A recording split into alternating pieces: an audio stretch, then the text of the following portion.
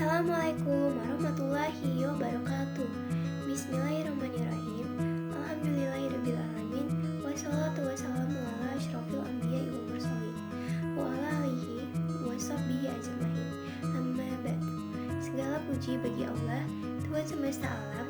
Rahmat dan keselamatan semoga terlimpah atas paling mulianya Nabi dan Rasul, juga atas keluarga dan para sahabat, serta kepada yang mengikuti mereka dalam kebenaran sampai hari kiamat adapun setelahnya.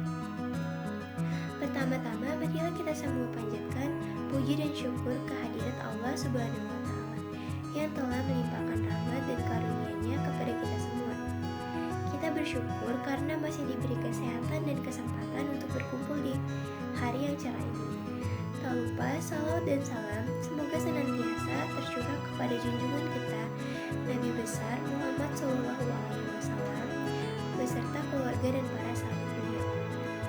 Hadirin yang dirahmati Allah, marilah kita sama-sama menjelajahi petunjuk hidup yang agung dengan tema yang hendak kita bahas pada kesempatan yang berbahagia ini, yaitu tentang menjaga lisan dari ghibah dan sifat iri dengki. Saudara-saudari sekalian, lisan adalah anugerah dari Allah yang sangat berharga. Dengan lisan kita bisa membaca Al-Quran, berzikir, memberi nasihat, dan menyebarkan kebaikan. Namun sayangnya, dengan lisan pula seseorang bisa terjerumus ke dalam dosa besar, seperti ghibah, yaitu membicarakan keburukan orang lain, serta iri dan dengki yang muncul dari hati, lalu keluarlah ucapan yang sangat menyakiti. Rasulullah SAW bersabda, barang siapa yang beriman kepada Allah dan hari akhir, hendaklah ia berkata baik atau diam. Hadis riwayat Bukhari dan Muslim. Hadis ini mengingatkan kita bahwa diam lebih baik daripada berbicara yang bisa menimbulkan dosa. Kadang kita tidak sadar, hanya karena bercanda atau sekedar iseng, kita sudah menyakiti hati orang lain dengan ucapan kita yang tidak disengaja. Begitu juga dengan sifat iri dan dengki. Saat kita melihat teman lain sukses, lebih pintar, atau lebih disukai, hati kita bisa saja merasa tidak senang. Padahal sifat itu hanya membuat hati kita gelisah dan menjauh dari rasa syukur.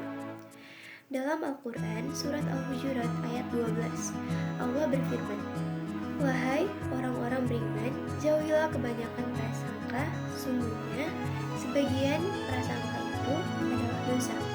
Dan janganlah kamu mencari-cari kesalahan orang lain, serta janganlah sebagian kamu menggunjing perasaan orang yang lain. Bayangkan, Allah menggambarkan orang yang suka ghibah seperti memakan daging saudaranya yang sudah mati. Sangat menjijikkan dan hina di sisi Allah. Berikutnya yaitu cara menjaga lisan dan hati. Lalu, bagaimana cara agar kita bisa menjaga lisan dan terhindar dari sifat iri dengki? Yang pertama yaitu berpikir sebelum berbicara. Jika ingin kita ucapkan tidak bermanfaat atau dapat menyakiti orang lain, lebih baik diam.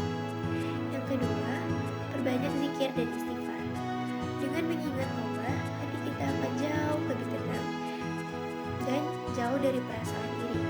Yang ketiga yaitu bersyukur atas apa yang kita punya.